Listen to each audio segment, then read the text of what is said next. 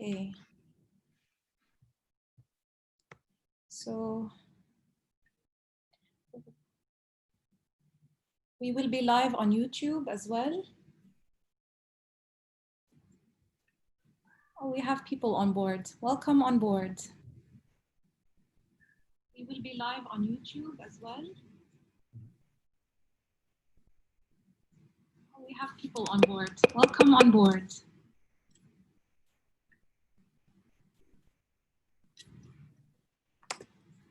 So hello, can you hear us?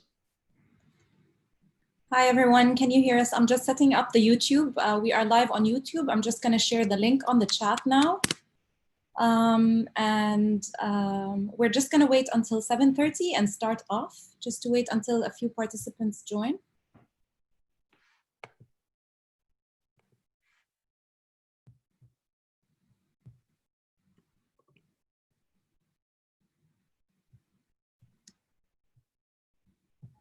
Okay, so we have 8 attendees so far.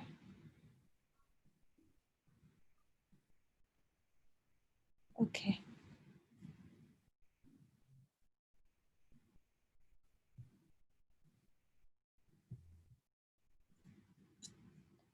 All right.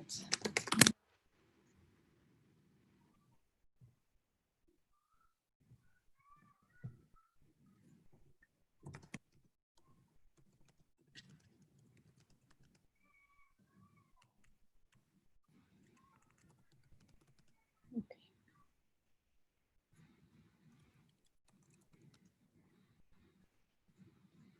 Hi everyone. Hi Azzat. We have Azzat. We have some people from the Architects Hub here with us, Roberto, tonight as well. Sure. Welcome everyone. That's cool. We'll just wait a few more minutes and then we'll start. Sure. Yeah. Awesome.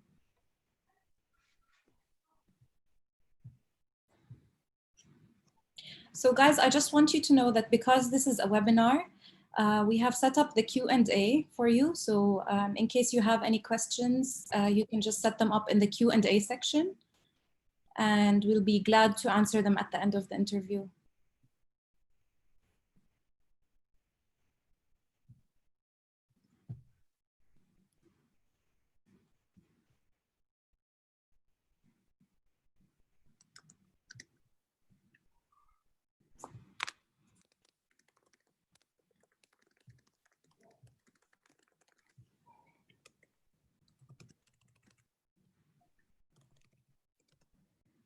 Okay, so we have 9 attendees so far. We'll just wait a few more minutes and then we can start.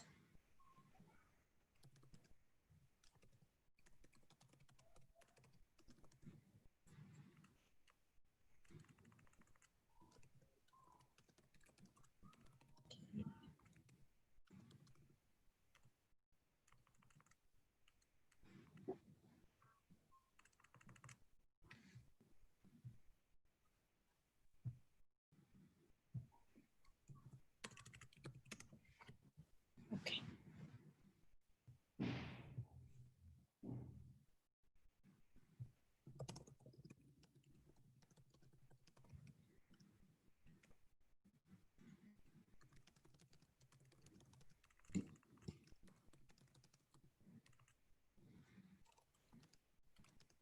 So more people are joining us. Roberto, just one more minute and we'll be starting.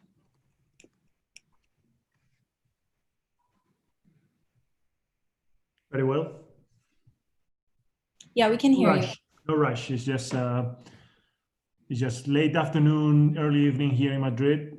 Nowhere to go. Although the weather is beautiful here. Really? We still have some light. Super. Actually, it's getting darker here. It's 7:30, so you know how it is. Yeah.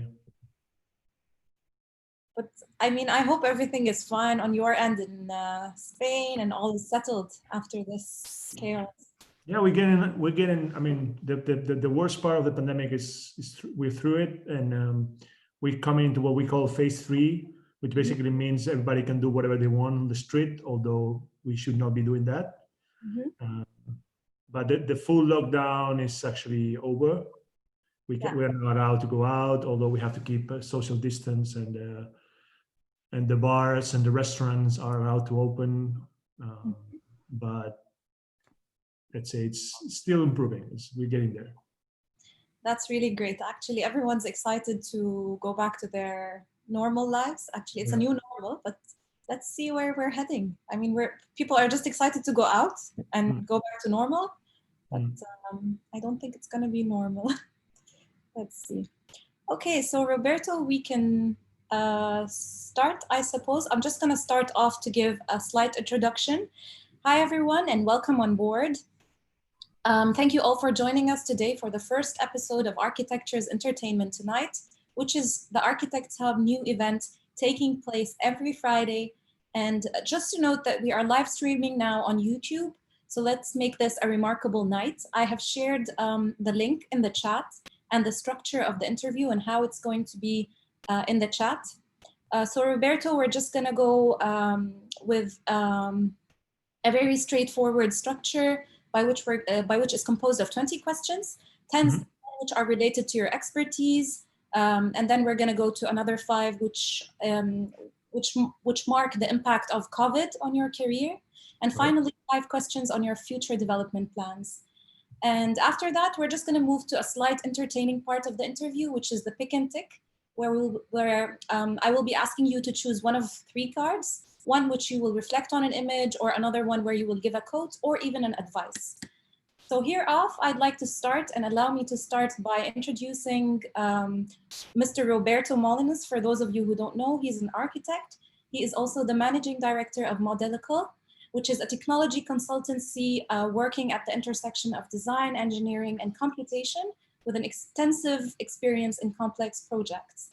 He also manages the BuiltTech program at IE School in Architecture and Design in Madrid. It's a wonderful educational platform. And he is also the co-director of Algomad, which is a workshop that seeks to spread the use of computational tools among Spanish-speaking community.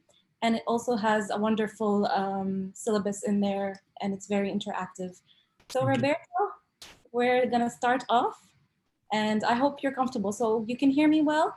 Yeah, I can hear you well. Thank you very much. Thanks for having me here. I'm really pleased to be like the starting guest for this series, and I'm really happy to help you and to be with you and Omima and the rest of the Architects Hub. And I'm looking forward to having a great evening with you. Yeah, we are actually so excited to have you start off and launch this event. And we are happy to start this off with you. So here off, I'm going to start off with my first question. So guys, I hope you're all settled. I'm going to start off by specialization and expertise. So question number 1, I'd like to know, you've once mentioned that you are an architect and that helps other architects earn more and spend less by using technology in the right way. So can you please tell us more about that? Yeah, sure. So when you are educated as an architect in Spain, you basically have one track to follow, which is about specializing in design, working for a small or large design or engineering company, and then complete a career in what we call the traditional practice of architecture. But the reality is that very soon in my practice days, when I started doing internships in companies, I realized that there was much more to that. I was lucky to start working not just in a small or medium-sized practice or traditional architectural practice, but on an engineering firm, and I learned that there were many complexities in our job. And I realized that there was bad use of technology, that there was a lot of improvement that was possible around using technology. So early on I decided I wanted not to pursue a career in design per se, but more on the technologies that were supporting design in many different ways. So then I came to a conclusion that was going to be a hard career to pursue within a small organization.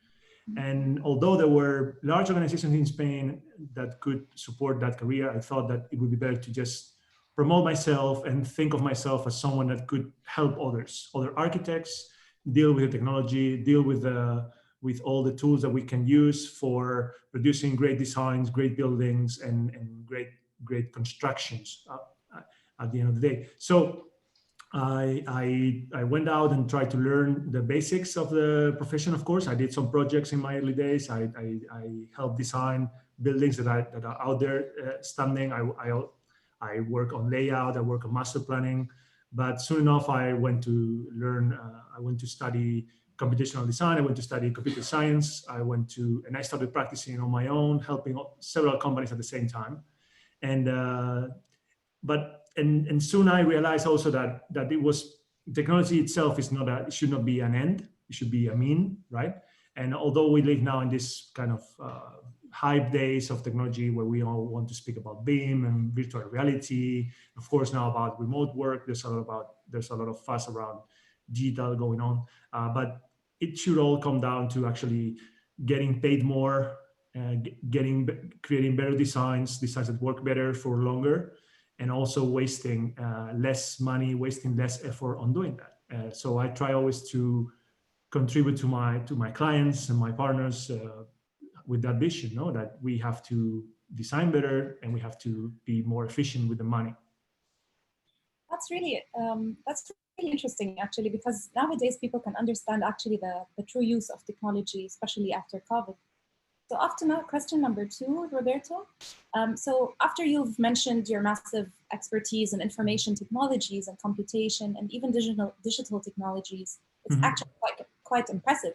So can you tell us more how you got into this domain and how being an architect by training in specific helped you? Yeah, so I'll start with the first part of the question, which is how did I get into this?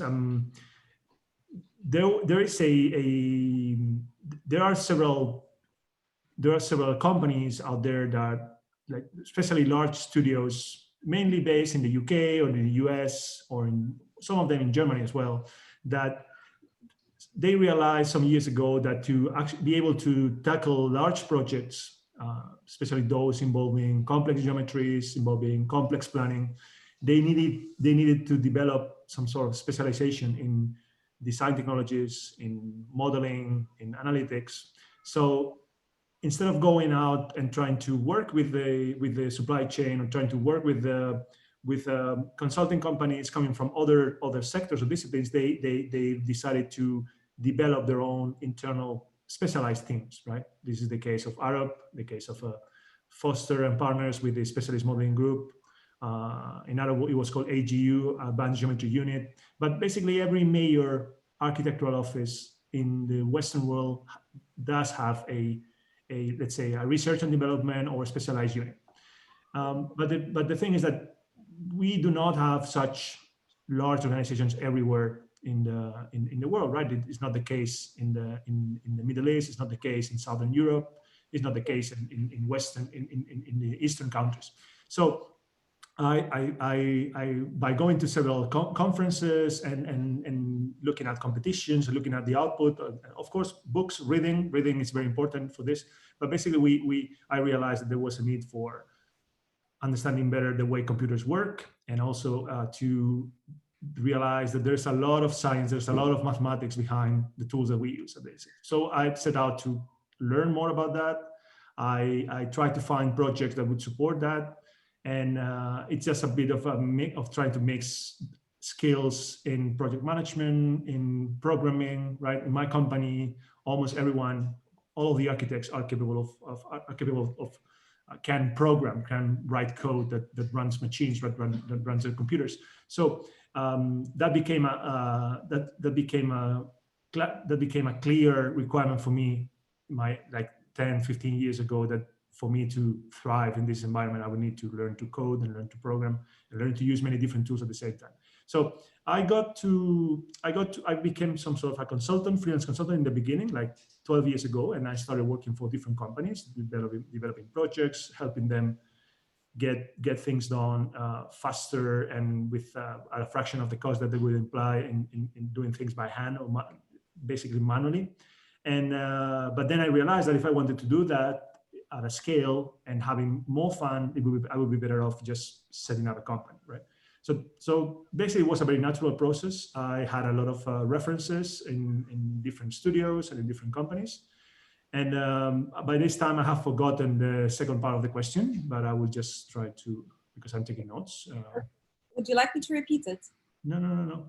And regarding how being an architect helps is like, I don't know about the audience education and training and the careers, but for me, being an architect helps a lot because it allows you to look at a certain problem from a lot of points of view, and you can keep in mind, you can keep into the equation a lot of variables that you can try and solve all at once. Because when you're an architect, you deal with design problems, you have to deal with regulations and zoning and the client requirements, and of course you have to deal with physics and engineering, and doing all those having to solve all those problems all at once with one design, even in an iterative process. It's very helpful when you try to approach things from a more computational point of view, right? So I think an architect has a very even if it's more design oriented, but even so, we do have a mind that it's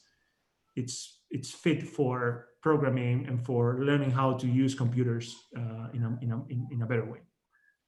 That's really interesting. I mean, that's a different part that I have never ever imagined. I mean, for me at the start, technology is like just, the technological advancements that we see, which is related to BIM and virtual reality, as you mentioned at the beginning, but this domain is completely different. I mean, it's related to scripting, programming, and a much more depth into this, which is very interesting.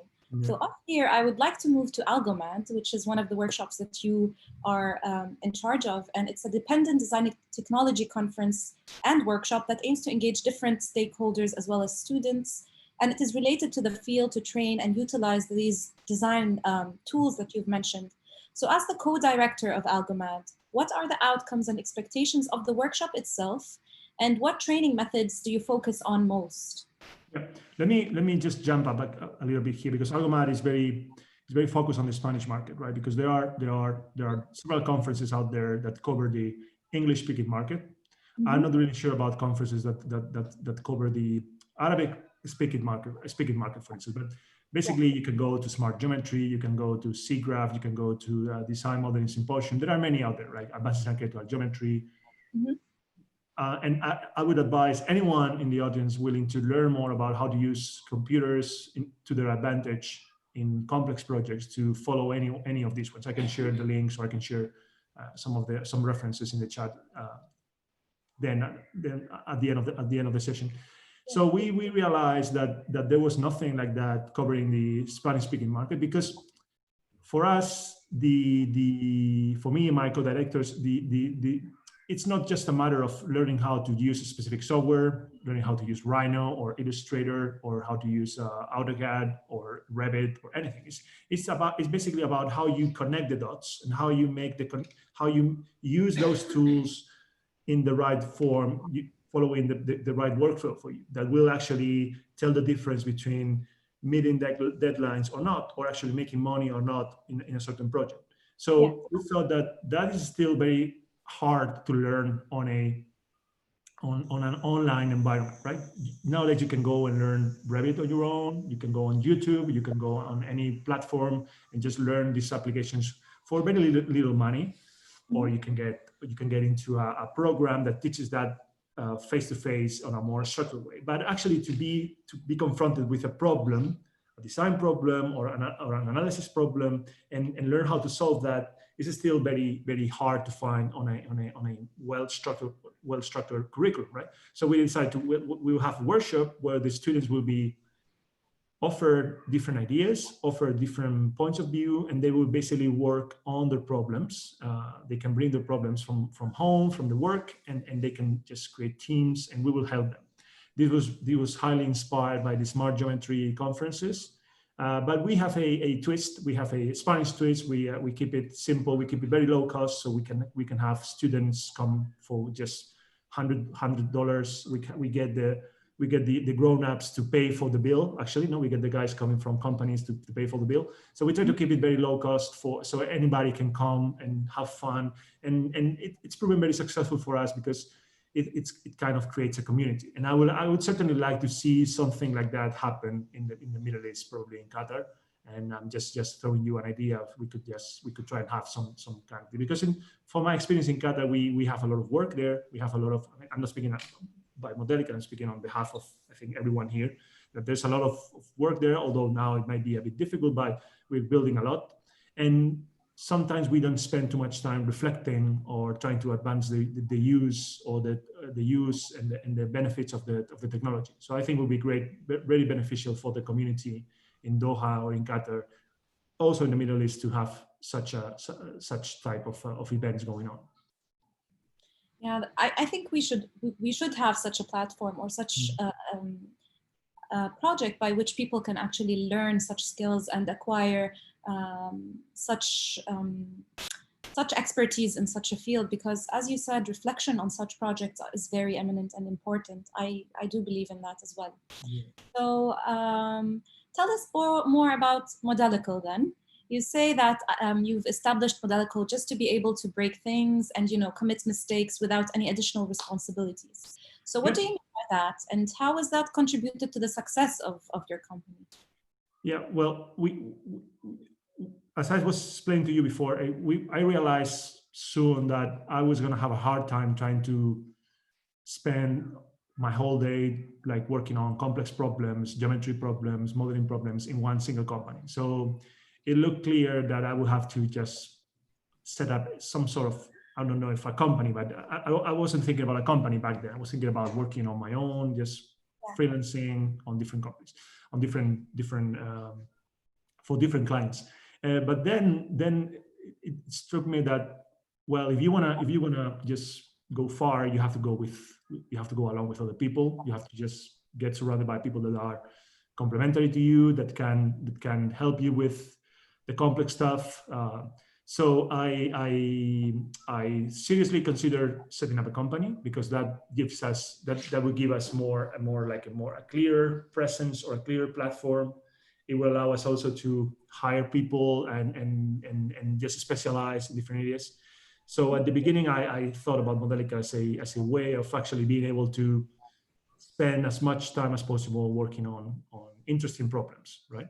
I brought along my old friend Juan Manuel, who is a communications engineer. Is an electrical engineer, and he's my co-founder. Also, Sarai, who she's an architect, and she had a lot of experience working in BIM. So we started the company 8 years ago, and we took it. We didn't took it really seriously at the beginning. We thought, okay, we're gonna have a happy time. It was in the middle of the recession in Spain. We were already working in other countries, so it all looked natural to us to try to have like as many interesting projects as possible. Of course, we will have to do some dirty work, some work that would be purely for the fee earning.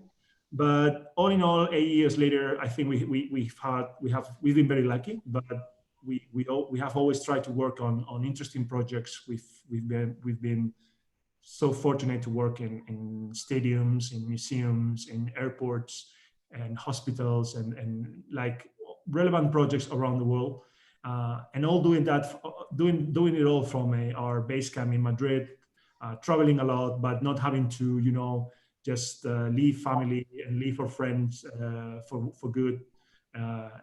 We actually been able to just work close to our clients, but without rejecting or without having to say no to the good things of being in Spain and being close to our loved ones. That's cool. I mean, I also suppose you've worked in Doha, you've worked in Qatar in the stadiums as well before. So I would be interested, and I believe the audience as well would be interested, if you could tell us more about the projects that you've worked on in Qatar, and do you have any ongoing projects, and how are you managing them through this lockdown? Yeah. So, well, I would lie to you if I told you that our approach to Qatar was very sophisticated. We didn't have a business plan. We didn't have a landing chart. Nothing like that. I just had a good friend who because of the recession had moved to Qatar. He was working in a company called Blueprint as a project manager. And he told me, okay, Roberto, you should come. There's a lot of work here. You should come and just try to just shake some trees, see if something comes up, because BIM is actually not booming, but it was in 2014, like 6 years ago. So that's what I did. I just grabbed a plane ticket and I just crashed on my friend's couch for 10 days. And it was really good. I mean, the market was really friendly. We were able to make great contacts. There were many Spanish people already working in Qatar by that time. The community was good, and we felt really supported by everyone we actually met. So we started building a network. We started building relationships with the clients. We got our first commission 2 months after our first trip. It was with Aspire, actually, to develop construction services for the Algomad Stadium, for the World Cup. And ever since we've been keeping work with Qatar at different levels. We've been lucky to work with that stadium, also on Khalifa Stadium. And we work on the National Museum, where we had an appointment, a long appointment with one of the contractors, and then with the facility manager there. And we're still finishing that one, although the museum has been open for more than a year. We've been involved with the facility manager's operator in the museum, and we're still looking for opportunities. We know we do not have a big team on the side now in Qatar, but whenever we can, because now it's not possible to fly so easily, but whenever we can, we go in and out. We keep a constant connection with our friends there, with the market, and we've also helped other Spanish companies on competitions and smaller projects. But so far, I'd say that Qatar has been our most important market in the 8 years of life of Modelical. It's been the most important market for us and I have to say that it broke a lot of misconceptions I had about the Middle East when I first landed there. And I'm really in love of the way of working in the Middle East, the seriousness of the clients, the drive for work, drive for doing things, for using technology the proper way. So I actually enjoy a lot working in Qatar, to be honest. I mean, that's really interesting what you've mentioned about breaking the misconceptions that you've had before. I mean, this is really the true joy of working outside your country or outside your culture and your community. I mean, it breaks a lot of insights that you've already built or ideas that you've built up throughout time. So this multicultural engagement is very important. I do believe in that. That's an interesting experience. And how are you able, I mean, are there any ongoing projects, Roberto, and how were you able to manage that?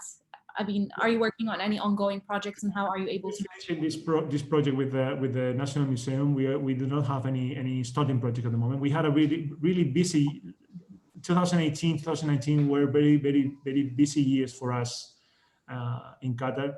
And now the country is transitioning, I think, it's my opinion, it's transitioning more from a construction mode towards an operation mode. And that's also very, very important.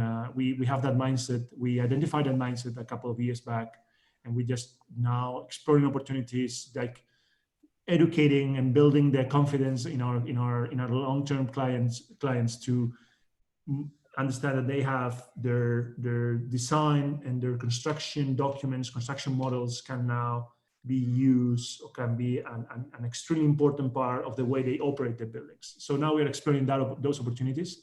And regarding how we've been able to do that, I'll tell you that we always had a lot of simplicity. We always have a lot of we always had a great outcome trying to work remotely in Qatar. Of course, we have spent a lot of time in Doha. We spend a lot of time close to our clients, but most of the work we normally do can be done remotely. It can be done remotely from anywhere actually in the world, but we always try to do it from our office in Madrid. We haven't outsourced anything for that matter, right? So I'd say that we were lucky to be able to run all our projects mostly remotely, and I think that there's a lot of value there, because that way our clients realized that they were having access to a pool of talent and to a pool of services that are let's say are complicated to actually get all of them in the country, right? Although I have to say I have spent probably Doha is the third city where I've spent more time in my life, right? Beyond my hometown in Madrid where I live.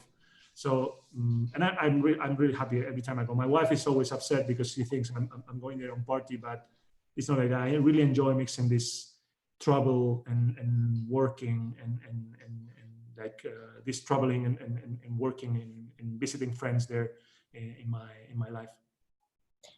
That's interesting. I mean, working in Doha as a start for me has not been as well. I broke so many bridges to come here, and it's been my longest as well. So that's a cool insight from your end. And working remotely is just a cool thing that many of us now are experiencing and enriching in our daily lives.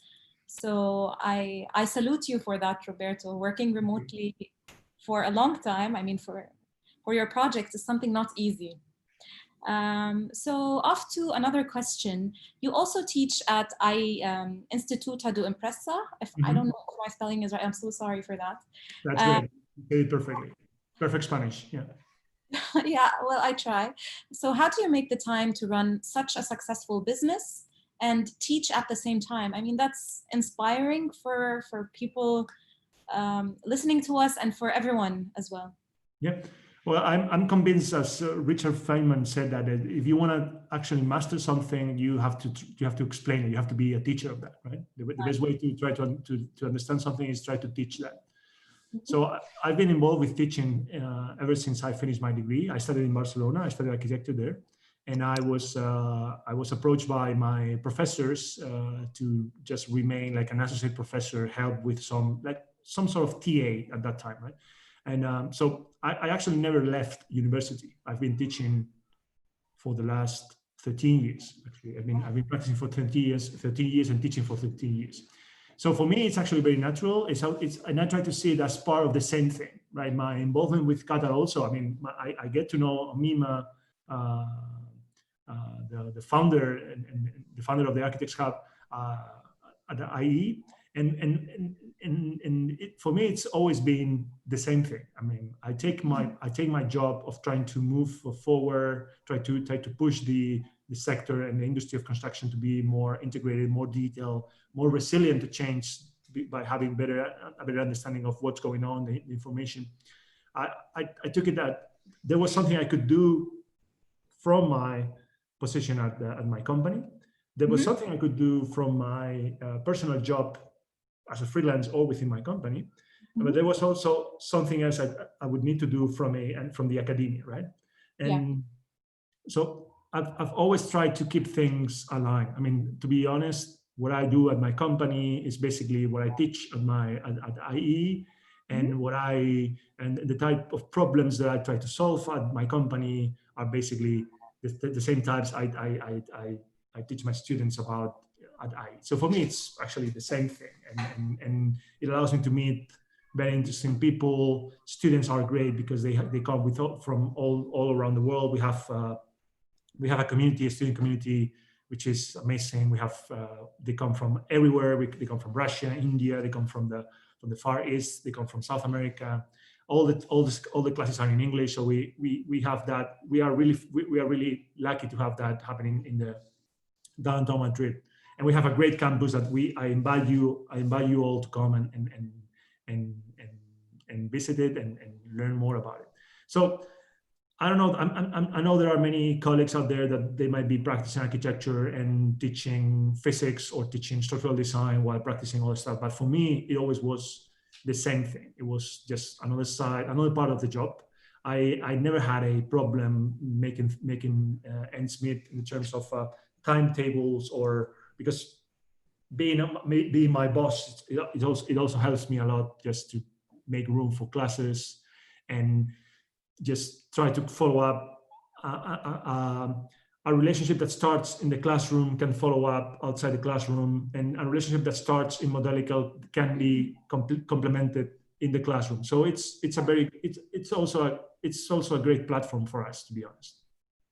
Yeah, that's interesting. I mean, being your own boss is always helpful. I mean, it helps you to manage your timetables, your time plans, and so on and so forth. So I do agree with that as well. And do something is that of course, when we hire someone at Modelical, we hire everyone full time, right? They all come full time on. They have full time assignments and full time projects. Yeah. We usually don't take freelancers to work for us for a fixed term, right? And that involves that, of course, they cannot go and work for our competitors. They should not do, like, they should just be focused on working for Modelical. But there's one thing we always allow everyone that comes and joins Modelical to do it, which is teaching. And they don't need to take holidays. They don't need to take breaks to be able to go and teach, even if it's one day or 1 week or 1 month. They are allowed to do that. They are actually encouraged to do that. We do not reduce their salary. We do not. We actually allow them to use everything that we have at the company. We allow them to use it in classroom, and so it's a big exception, because we think that teaching makes us better, not only because we met interesting people, of course, but it also because it's a great way of developing skills, speaking in public, understanding what's going on, coaching other people. It's so great. It's so great. I mean, that's a great motto to have in your company. I mean, not everyone would understand that, but having said that, you've already experienced that and you're already doing that. I mean, that's wonderful to have it in your own company, to allow people to go after such a double timetable, let's say. That's wonderful. Yeah, it's very interesting, actually. It can actually, I believe from my own perspective, that it would increase your productivity as well as a person. You would become more innovative and bring in innovative ideas into the workspace.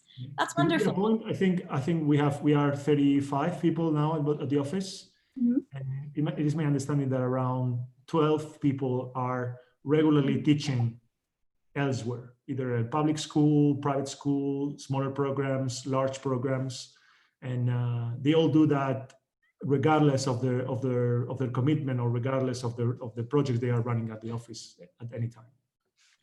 I just have a slight question. Do you have any of them who are architects already? Yeah. We I mean, at Modelical, we are, if I'm not mistaken, we are around 26 architects. Oh. We have two computer scientists, and the rest are what we call we have civil engineers and construction engineers. Okay. So yeah, we have that, and we also have interns, of course, and it's the best way that we found to bring people on board at the office, to have someone intern. Some of them come from my office, from my school. Some of them come from other schools, but we love getting interns. They bring so much passion, so much like energy to the company, and then we've been lucky enough to actually be able to retain some of them, right, and have them develop as a specialist. To keep them away from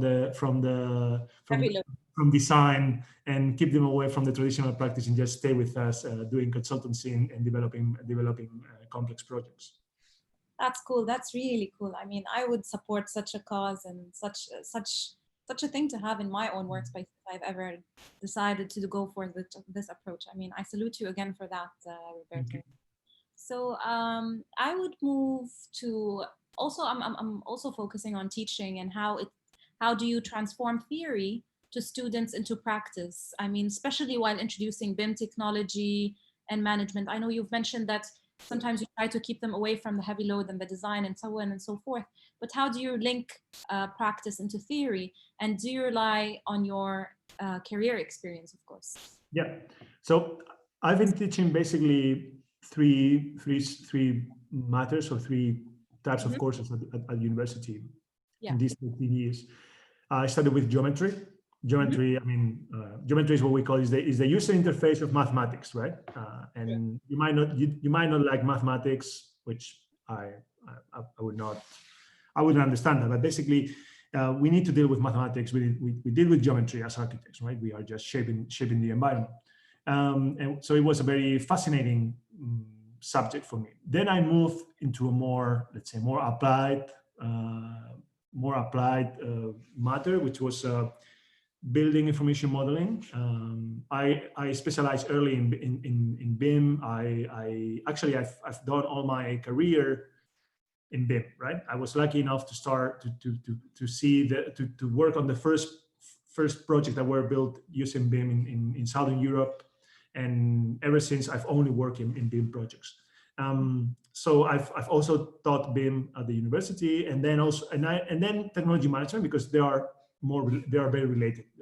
Like once you have this interest in technology for design, then you realize that there should be an interest for all the other technologies that make up the work of an architect. I'm talking about how you create proposals, how you promote your work, how do you interact with other architects and with collaborators and with the client, how do you store, share, archive, how do you manage your data, your knowledge, right? And all that comes within the same framework for me, right?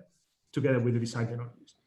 And so, to be honest, I always try to have a very practical approach to the way I teach. It's not that I have a lot of reflection on the matters I teach. It's just that I try to come up with all the experience that we have, try to come up with models for understanding what's going on, and keep things very practical. I'll give you a hint.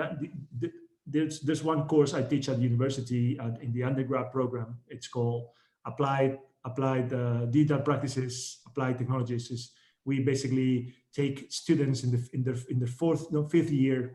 They haven't ever used BIM before unless they had a personal interest on it. So the university doesn't have a curriculum that covers BIM before the fifth year. So we just teach them how to build and design and document a stadium in 10 days. And it's amazing what you get, the outcome we get. These guys start without having ever touched Revit or having ever touched a parametric software, and they come up with, in 10 days, they are able to come up with a solution that is actually meeting all the sidelines, fire escape. They can integrate so many things into the design by using the technology and yet come up with a real design. It's not just design by the machine. There's a real design intent behind that. And it's actually the course I enjoy the most, because they are really young. They are like sponges, right? They learn a lot, and they are all amazed by how much they can accomplish in 10 days. And what I do is basically I just gave them one of the briefs of the competitions we work on. I just tweaked it a little bit to make it be more interesting for them. But it's just a real brief coming from a real client, working on in a real project, on a real construction, on a real site, and they end up with real designs. And so yeah, I try to keep a very practical approach, very connected to the things that are going on in the market, in different markets, and maybe sometimes I regret not being more theoretical, not giving more like a thinking framework behind it, but yeah, that's the way it is. And I mean, we cannot theorize around everything in this subject. So it's so practical, it's so applied. I don't think I would be able to do it all the way. That's really interesting. I mean, practice is very important, because for us as students back then, it was hard for us to imagine how our field would be envisioned on site, and how it will be. How we will be able to actually execute it in a proper manner. So having such a course is actually eye-opening. It's mind-blowing actually, because I think also IE, they always focus on this in general, how the business is related to your sector or your field of study, which is quite impressive again. So often I'd like to ask, I would like you to share with us a significant challenge or a turning point in your career or in your teaching journey even, and how have you been able to overcome this challenge? Well, that's a good question actually, because I think for me there've been challenges of two types. There've been personal challenges around the topic of the topic that I am most interested, which is how to use design technologies for solving complex problems. But but as I became, I wouldn't say an entrepreneur, right? I would say a businessman, no? Because at the end of the day, we run a business. We have a 35 people payroll. We have to run taxes. We have to run just to deliver. So I've come to actually like the type of problems that you encounter when you run a business, right? Because when you are a small company, almost everything is possible in the sense that you can just, it's very forgiving in the sense that you can keep track of almost everything on your own, right? You don't need to delegate all the matters that deal with the business side of it. Of course, you have to delegate the actual work, but the business side of it is it's something you can keep control in what I call the visual way, right? You can see what's going on, you can feel the clients, you can feel the market, you can see if the money is going in or is going out of your account. But the big challenge for me was how to become a company that would just run from being visual driven or visual control, right? That means that that myself would keep track of everything, to become a more instrumentalized company, saying that we have IT solutions, that we have processes and protocols that would actually tell us if the company is doing well or not. So we wouldn't have to worry so much about having everything under my control, right?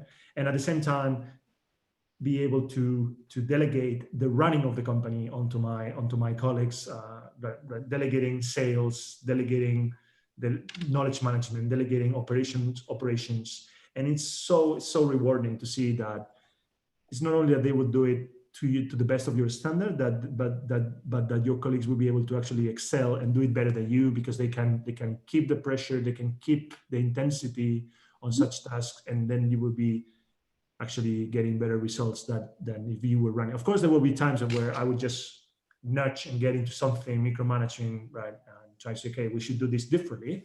But I try not to do that so much as I used to.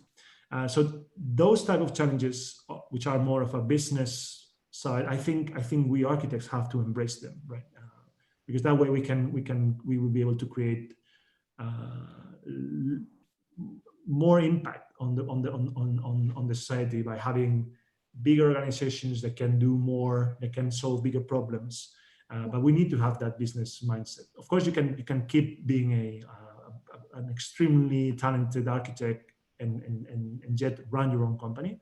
Although we see that many architectural offices have split this role. No? They have operational managers, they have architects running the business and architects running the design.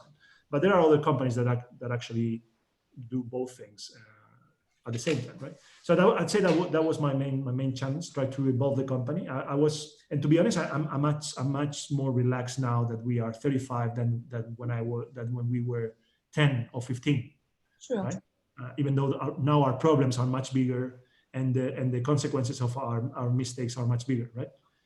And that is basically because I surrounded myself with a great team, and we have the right tools beyond the work that we do. Mm-hmm.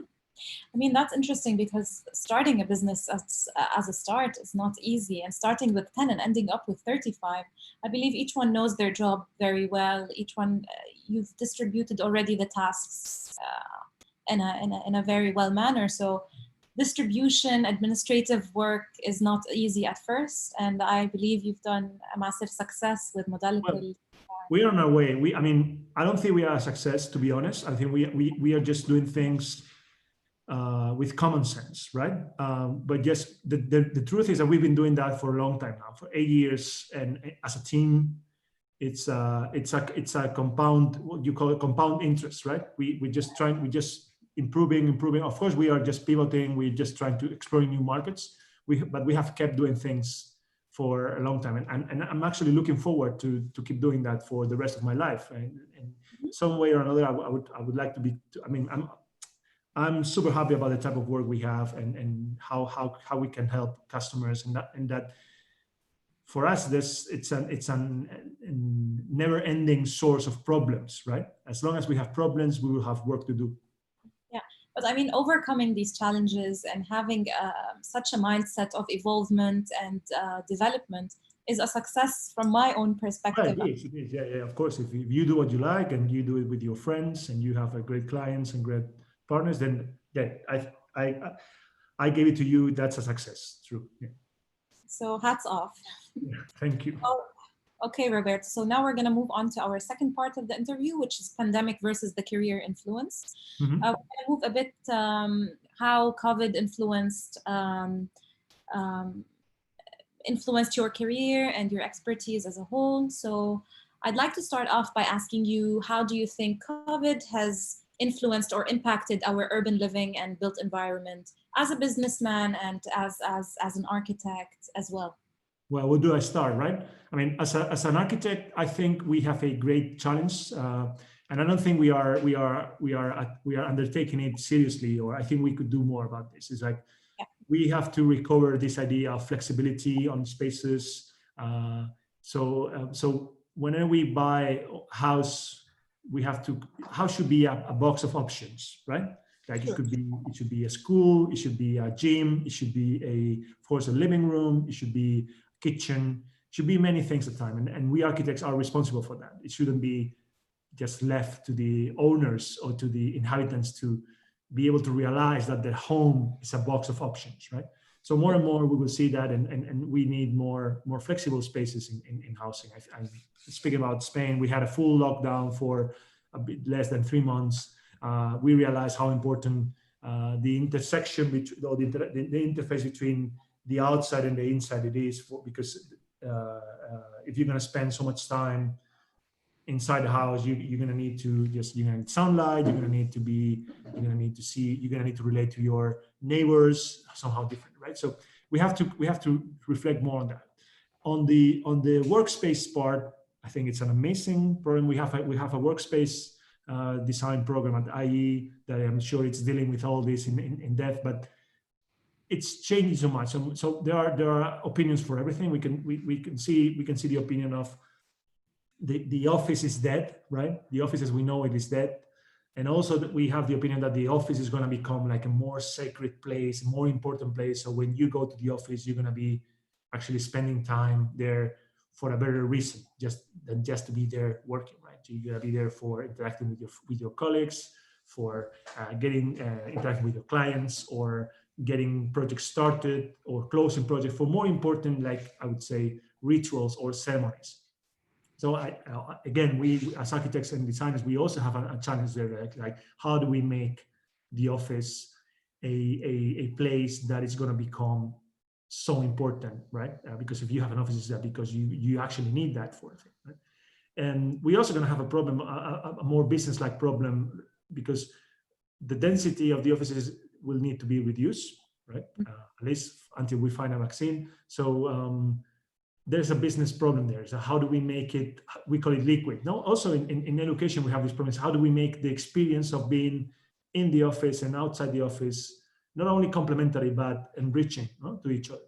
And I think architects, we have something to say there, right? So definitely we have been impacted in many ways. Restaurants, cinemas, everything that is connected to leisure has been impacted. But I'm really keen on learning more and thinking more about the impact on the workplace. It's a very interesting. We are at Modelical, we've been like postponing the return to the office, because for us it's not that we're not getting a net gain yet. We've been working remotely. The company has been always remote able, so to speak. The way we work, the way we deal with technology, the way we deal with data, the way we communicate. It would be amazing. I mean, it was amazing for many of our friends that would come to the office, because even though we are in the same space, we have something like library rules, and we tend to chat with each other. We tend to speak with each other through a chat. It's really weird. It can be very cold, I know, but if you think of it twice, you would see that by speaking over the chat, most of the times it doesn't matter if you are in the office, or you are in our office in Barcelona, or you are in Doha, or you are in whatever, right? You keep the same type of connection with everyone. At the same time, you are not speaking aloud, you are not disturbing anyone. So we were very remote able from the beginning. So we haven't made a decision to go back to the office yet, although we are allowed now to do that in Spain. because for us it's not a net gain. We are not getting a complete all the benefits that we had by going to the office before the pandemic. So that's it. We're still expecting on the next steps by the governments and the regulations. And meanwhile, we are having just a great time. Well, great time. Don't get me wrong. I mean, this has been hard for everyone, but we're having I'd say a fair time working from home. Yeah, I mean, it's an experimentation, as you said. Some people are actually interacting with us, and Umayma is saying that she loves the idea of having the house as a box of options, and I agree with that. I second that, because we are actually trying to experiment how we can actually transform our spaces into a more flexible design, as you mentioned, and how we can actually benefit from it as a multifunctional space. So having the office inscribed into our offices. And the idea of having the chat is actually wonderful, because this is actually what we are trying to achieve nowadays. We are chatting all the time, and we are solving issues through chat or through telecommuting, whether it's video or in written.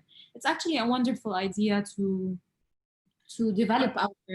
I'm not sure if it's. I mean, it's wonderful because it gives you the option not to be in the office, right? My wife she's always crazy at me because I'm always speaking about this option, because I read this book by Nassim Taleb called Anti-Fragile, and it blew my mind, because basically says that when you have options, you don't have to be very smart, saying that if you have a house that is actually capable of hosting a school or an office or a gym, then you don't know to worry if it's going to be a pandemic in regards to your house, right? Because it's going to be okay, right?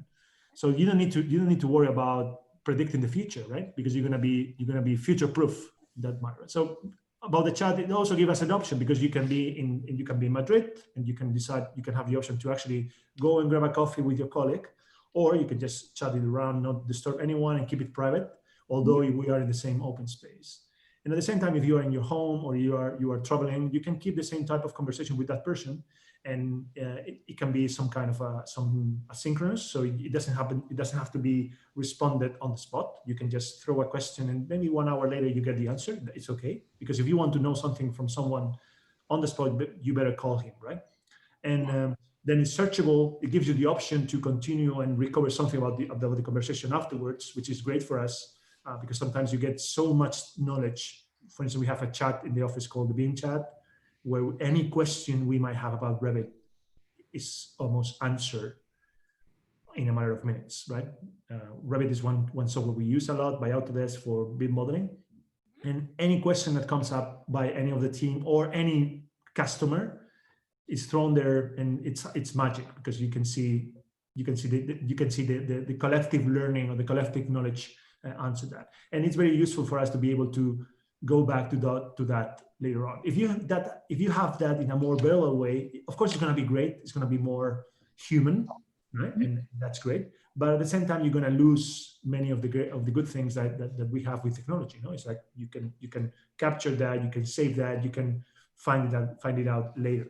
But don't get me wrong, it's like we like having human touch, we like having human connection with everyone, and we all have lunch at the office together. That's something we're not going to be able to do after when we go back to the office.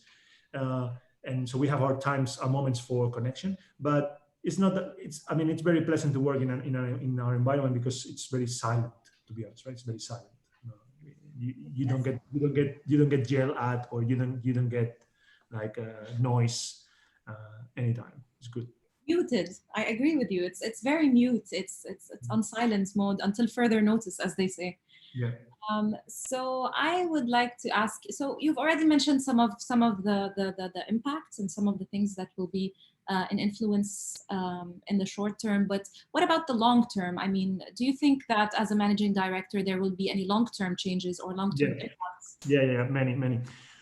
Of course, we're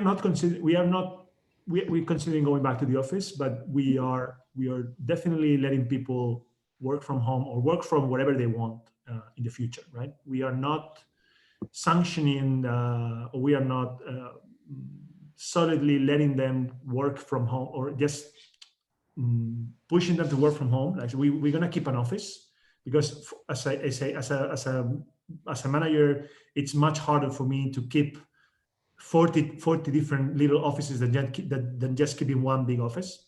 Yeah. But it's true that having this flexibility, again, gives us options, right? So we're going to allow them to work from home. And that means that experienced people are going to be working from anywhere in the world. They're going to be going back to the hometown, or they're going to be just living with their parents because the parents are sick, or they might need to just take weeks off because the children are ill, whatever, right?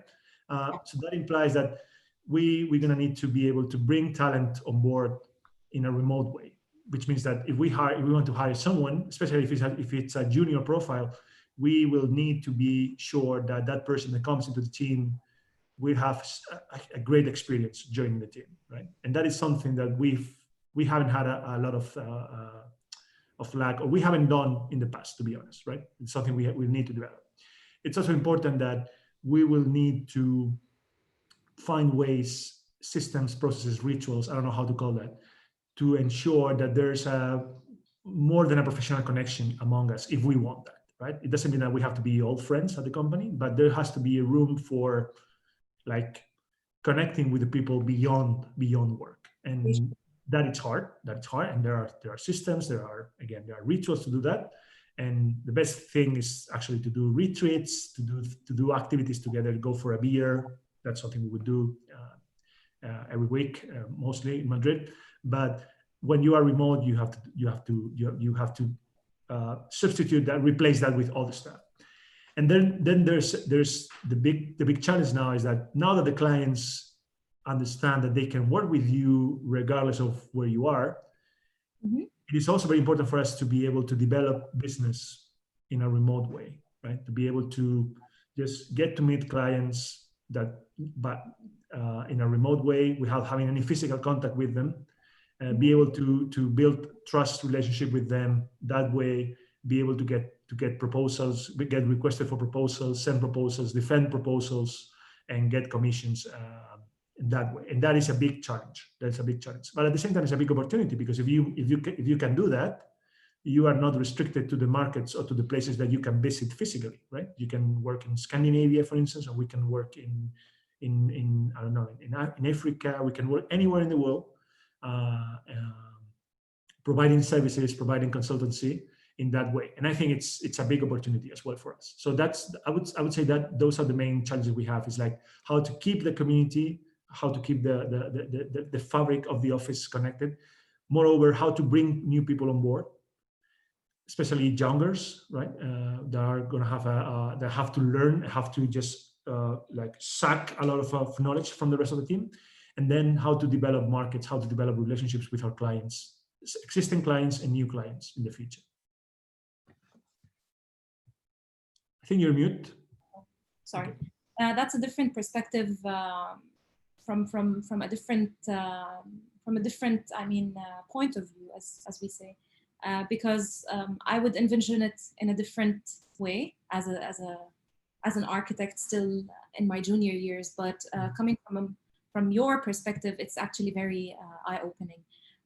So I would like to ask you as well, Roberto, do you believe that there will be higher demand on digital technologies, which is something that you've already are aware about? So AR, VR, drones, for example, and so on and so forth. BIM is already there. So yeah, of course.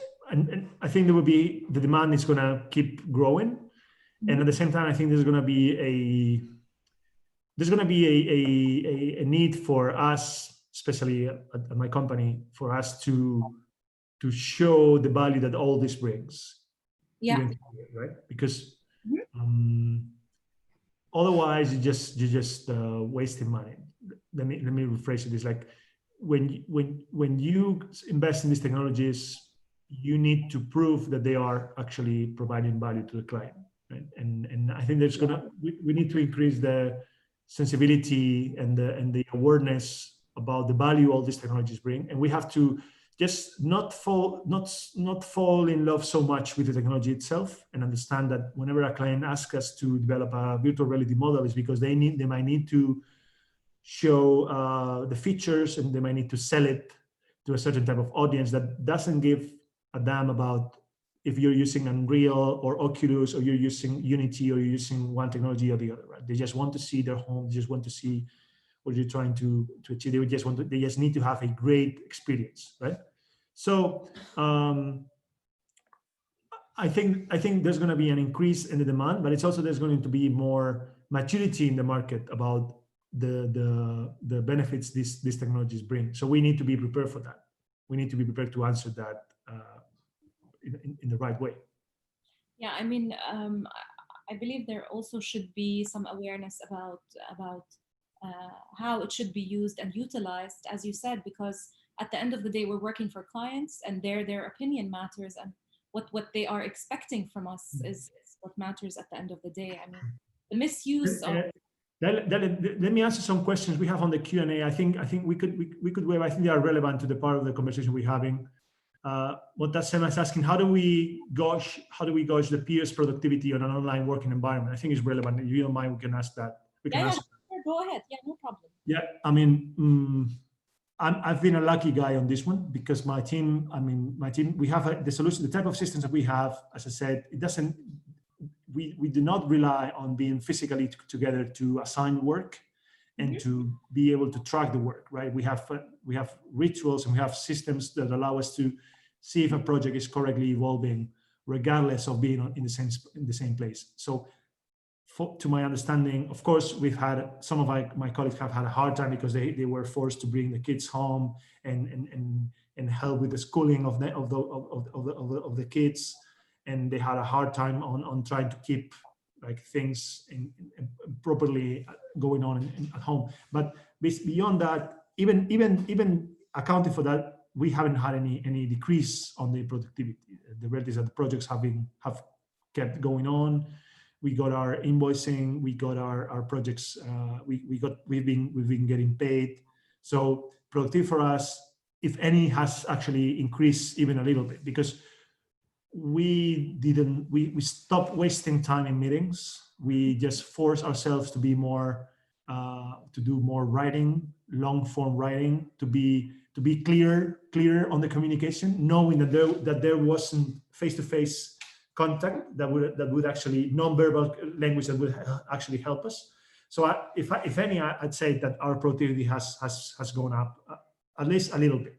So I would advise that if measuring the productivity in your company is or works by actually being able to see what's going on, then you are gonna have a problem. That's it. So you better build systems and metrics that allow you to track all that from Hawaii, if you had it, right? And that's gonna be better for you in the future, right? Because what seems clear is that events like this one, like the COVID event, are gonna happen again. I don't know if it's gonna be a COVID, it's gonna be, I don't know, God forbid, a war, whatever. But we might see ourselves confined at home sooner than we think again. So hopefully, I mean, we will be prepared. We have to have those options open, right? Yeah, that's true. I mean, we have other questions, but I'm gonna, if it's fine with you, we're just gonna keep the Q&A until the end. So sure. Sorry about that. No, don't worry. It was already relevant, and we can answer it within the talk. So I just have 2 more questions to go, and that's mainly it. So what necessary actions do you think that as a managing director should you start embedding, or what do you actually advise managing directors to start embedding in their professional businesses after COVID? I'll give you one, which is managing communication, right? It's so important that we reflect and that we proactively change and improve the way we communicate as teams, as individuals, as organizations, right? This has many angles to it. We can speak about how the way we capture and use knowledge, but also the way we convey important messages to the team, the way we solve problems together. Right? So I think we have to reflect about that much more, because working remote is possible. The technology has been there. We all got used to doing Zoom or Microsoft Teams or whatever.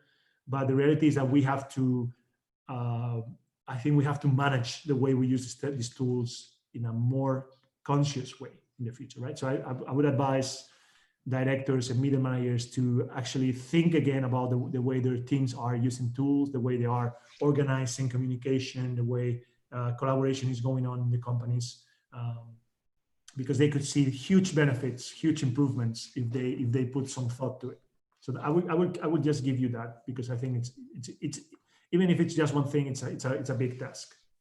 Yeah, it is, I believe, because even for me working from home, it has not been easy to communicate with all my team members. Oh, sure, yeah. So from my own perspective, I do believe that this is also a very urgent and important thing to focus on. But how do you believe that people will perceive? Sorry, I'm just going to go back to the technological advancements. If we're going to be facing, more technological advancements in the future, as you've already mentioned, do you think that people will be able to perceive it and they will adopt it properly? Because as you've mentioned, there should be proper care when using these technological innovations in the future. Well, I think we have to desacralize or demystify the role of technology in our lives, right? Technology is are just tools, and they start being big things, but they end up all being commoditized, right?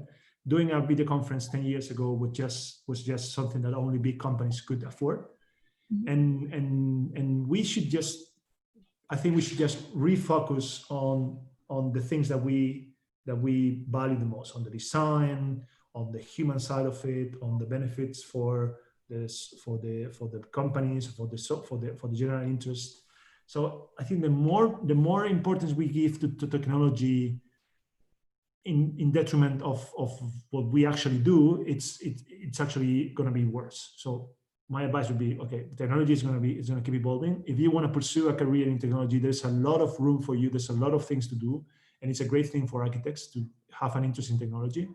But if you are interested in design, just try and focus to get the best design possible out there, and try to find the best tools to support you, and keep that spirit on. That's I think that's a future-proof approach to it, right? It's like, try always to focus on your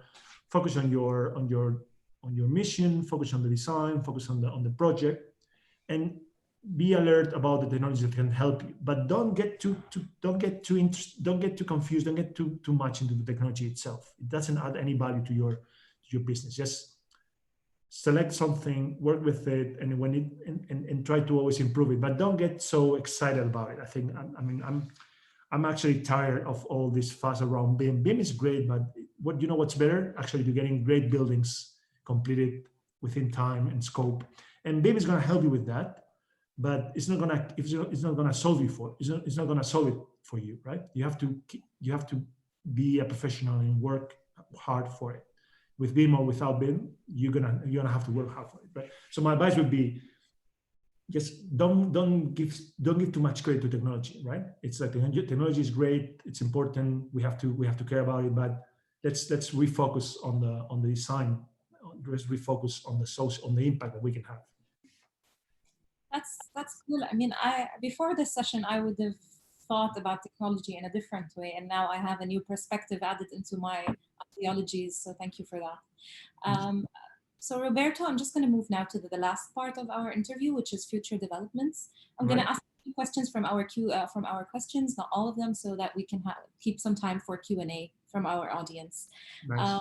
So for you, Roberto, do you aim to expand your business in different countries and regions? Having said that, you're also working now, you're actually influenced by the idea of remote working. And why would that be, if yes? Yeah. Well, to put it this way, I'd love to visit every country on earth for reasons of work, right? Yeah. Of course, I don't think I can stay and live on every country, but I would like my company, if not me, I'd like my company to work everywhere in the world. I think there's a bit of crisis around the notion of being somewhere at this point, right? Because we are now working in Kuwait, we're working in Doha, we're working in Switzerland, but we're doing all that from Madrid. So going to those countries has to be for a good reason, right? To be close to the client, to look at them in the eye, I don't know, right? It has to be a big reason. Just to make models or to program, to develop scripts or to develop a strategy, we don't actually need to be in the country. Although I think it's really important to be close to the client for gathering feedback, gathering ideas, right? But yeah, we're looking into expanding. We're looking into be able to work everywhere. I was saying, I think we see this as an opportunity, right? If we are able to develop a supply chain and develop a business proposition that works online, that works from home, the world is our oyster, right? We can work in the US, we can work in Doha, we can work everywhere. I think that's going to be a hard task. It's going to be complex, but we're actually looking at being able to find the best problems that we can solve anywhere in the world, right? And I would say that we not necessarily look to expand or to grow in number, although I think we would be better off with a team that is capable of more in terms of volume and in terms of skills. So yeah, we look into growing in numbers, also into growing our presence in other countries. But at the end of the day, I think we're going to be trying to keep that model of doing things from a great place like Madrid, like Barcelona, and also provide the people the opportunity to work from wherever they want, just to work from their home or the hometown, or just they might want to just, I don't know, they might just want to use the work as an opportunity to move to another country and learn about the country and learn about the culture there. And I'd be glad that if that happened to my colleagues. That's interesting. Mm-hmm. I mean, going bigger will be bolder, but it will be there are I mean circumstances that comes within, you know. Yeah. So fingers crossed. I mean, we wish you the best of luck always. Thank you. So I would like to ask, there are some questions that you've already covered, so I'm just going to move to the last question, and off then we're going to move to the pick and tick. Good. So do you believe that future generations will be interested to specialize in fields such as design transformations and technologies, advanced technologies, or even fabrication, and so on and so forth? I mean, you're already teaching the new generations in time. So, well, I hope that the technology becomes more natural thing for us architects. Like, we do not feel so intimidated by it, that we don't need to have so many consultants. Although I know this is speaking against my own interest. And at the same time, I hope that we take technology so seriously that we can see it as a lever for improving our sector. So we need to hire the best possible consultants and the best possible experts on that. No, so I do believe there will be an increasing interest in technology. I think I can see that in my colleagues. I can see that in that when we started the company 8 years ago, it was hard for us to find architects that were willing to dedicate their careers to the advancements of the technology for other architects. And nowadays, it's very natural for us. We can bring great people on board. Just they reject the design path and they just embrace the consulting, or they embrace the specialist part that we cover.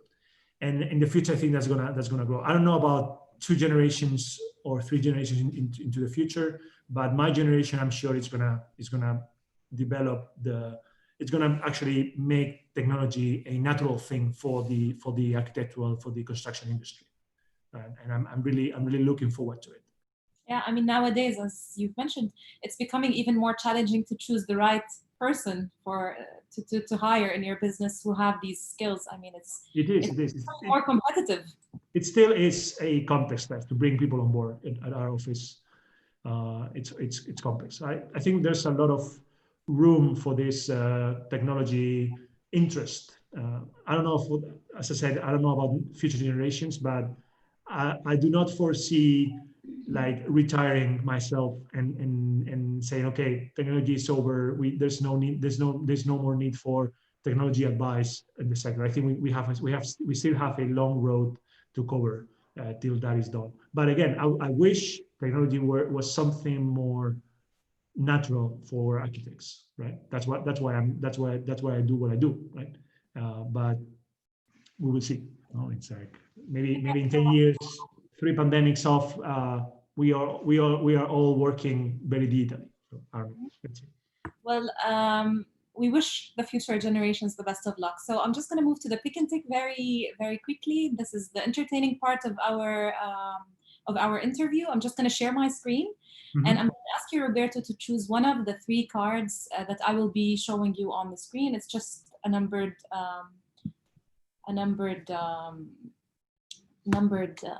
cards. Right. So which one would you like to choose? 2. Oh, 2. Okay, let's go to number 2 then. So share one advice for future generations. Yeah, start your business, no? Start your own business. That's really interesting, actually. Start your business. Just try and have even if it's just for 1 or 2 years. I think it's very enriching. It gives you you will learn a lot, much more than going into an MBA, much more than going into into very high-end practice. Just you're gonna learn a lot. And I think the more entrepreneurs that we get in the future, the more that we will value that type of experience. Right? Even if you fail, even if it doesn't go well, you're gonna have you will have a better opportunities. And because think about it, if it goes well, the sky's the limit. And if it goes wrong, you can always go back and try and work for another architect or try to work for another company. It will not look back into your resume. It will just actually look great. So my advice is that you should try and start your business. But of course, it doesn't mean that it's going to be an easy. It doesn't mean that everyone is going to be able to do that in the same conditions, in the same terms. You're going to need some investment. You're going to need to dedicate a lot of time to it. But that would be my advice. Just don't be afraid of doing it, because again, you don't actually need a lot of luck to do it. I mean, you're going to need luck at certain points. You're going to need to have the right mindset at certain points. But I think it's doable. It's doable. So I should start from now. I should actually, after this session, I should just go plan for my new business. You could quit your job and just start now. Yeah. Fingers crossed, Roberto. I don't know if your boss is listening, but Dalia, she just quit. She's not going back to office on Sunday. I'm starting my own business. Yeah, definitely. Well, I mean, thank you for this advice. It's very insightful. I mean, it's for people who are willing to take a risk for sure, and it's a great advice. So then, Roberto, we're just going to move to the Q&A, and I would like to ask whoever is watching us to add their questions to the Q&A. There were a few that you've already answered. We're just going to go with Abdul Hafiz. He's asking, why are systematic steps for a small consulting firm, to start using BIM and leave the traditional CAD-based design platform? That's interesting. Well, the steps are just one. It's like start with a project. Don't worry. You can bring help. You can find. I'm not saying consultants like us, but you can find freelancers. You can find partners that will help you. The advice is just keep it tied to the projects. Don't try to solve everything at once. Just focus on getting one thing done or 2 things done. Like first, you're going to start modeling. You're going to start getting the sheets printed from the model. Then you can move into getting the cost out of it. Of course, there's going to be duplicated job in the beginning, but believe me, there's no turning back.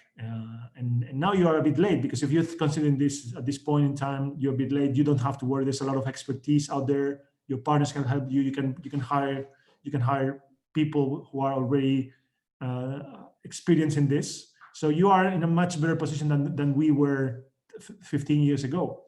There's a very little risk in doing this. And just again, don't over theorize on it. Don't try to build like a huge strategy on it. Just get a bit of training and then just jump into a project, and you will see that it's not so difficult. It's not so difficult. It's a blessing. You will see the benefits coming at you very quickly. Yeah, I mean, as they always say, new opportunities, they start at the edge of your comfort zone. So once you step out of your comfort zone and you dig into it, that's where everything starts. Yeah, start with a project. Yeah.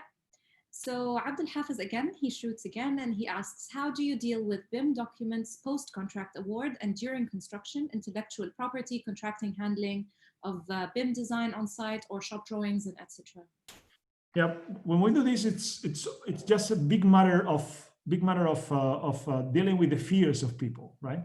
Technology is never a problem on the topics that Abdul Hafiz is saying. The main problems are with the fears and with the lack of training of the people we deal with. So that in that we have to be very proactive on teaching or explaining things very in plain terms, making sure that the friction that all this brings is compensated with benefits that we get from clarity, from a better understanding of the problems of the project, and to show all the benefits in a very proactive way. So we always try to keep things simple. We try to just not to over optimize, because that way we are just solving the problem. We're just working for technology for the sake of technology, right? So we try always to have a very simple approach to this, making it clear to everyone where are the problems going to be, what are the friction that we're going to have. This is not magic. It will not solve every problem in construction, on the construction side. It's just a matter of bringing more clarity. It's a matter of bringing more order to the problem. So once we explain things in plain terms, people buy it, start to use it, start to actually like it, and then it's just a matter of keeping a bit of intensity on it, and magic keeps happening. True, that's very nice. We have another question from Joa, or I'm sorry if I'm misspelling that. Joe Ribeiro. Okay, awesome. Are you afraid of getting bigger and lose your personal control and contact with clients? No, I'm actually afraid of keeping the contact with my clients. No, it's like not being able to release the contact with my clients, because I just don't want to have clients. I mean, I didn't get into this to have to be honest. I didn't get into this type of line of work to have to deal with clients all day, right? Of course, I love my clients. I'm really thankful for the type of clients we have, for the opportunities they gave us. But I also enjoy doing the job with my hands, right? So for me, getting bigger would only make sense if we are able to keep my clients, but also for the team to develop their own relationship with the clients, right? Yeah. I would be afraid if we got bigger and I didn't lose the control, right? That would be frightening for me. Otherwise, I mean, we will remain small, because small is okay. Small is good. We've been able to do great stuff. Small, we've been able to work overseas being small, being half the size we are. But if we become bigger, it's because we just want to make sure that everyone has a great time working on Modelical, that you can own your work, you can develop your own relationships, master your side of the technology, your side of the specialty, and the less I am involved with that, the better, right? I think it's going to be, for me, it's a matter of be able to work less, so to speak, no, or not micromanage anyone. So no, I think it's very important. I mean, we have this mindset of letting things go. Of course, it's hard. I am very intense in the work I do, and I know I sometimes I drive my colleagues crazy because I just jump into a project and force them to change things. But I try hard to improve in that as well. Well, that's really awesome, Roberto. That will be the end of our session. I really am so enthralled and so happy and excited to have you with us today, and it has been a beautiful session with you. I wish you the best of luck, and it was a really lovely night with you and with our lovely audience. Thank you for joining, and I would like you to all stay tuned for our next week's episode on Friday, the same time, with Architecture's Entertainment Tonight under the Architects Hub. Thank you, Roberto, once again, and thank you all for joining. Thank you. Best of luck and stay safe. Thank you. Thank you, Roberto. I would like to also add your contact information before we finish into our chat. I just wrote my email address. Yeah, and I also shared all your contacts, your LinkedIn as well, for anyone who's in. Just feel free to write me. I'm on the Architects Hub groups, on the WhatsApp groups. I will be flying to Doha as soon as they allow me to do so, and looking forward to meeting you in person, being with Hamima and the rest of the hub. And thank you very much for having me. I had a great time, and just you can count with me for any future events like this, and I'm always happy to help and to share my experience. Thank you very much. Thank you so much. Umayma also, she sends her thanks, and we all wish you're safe. And have a good night, everyone. Thank See you. you. Bye-bye.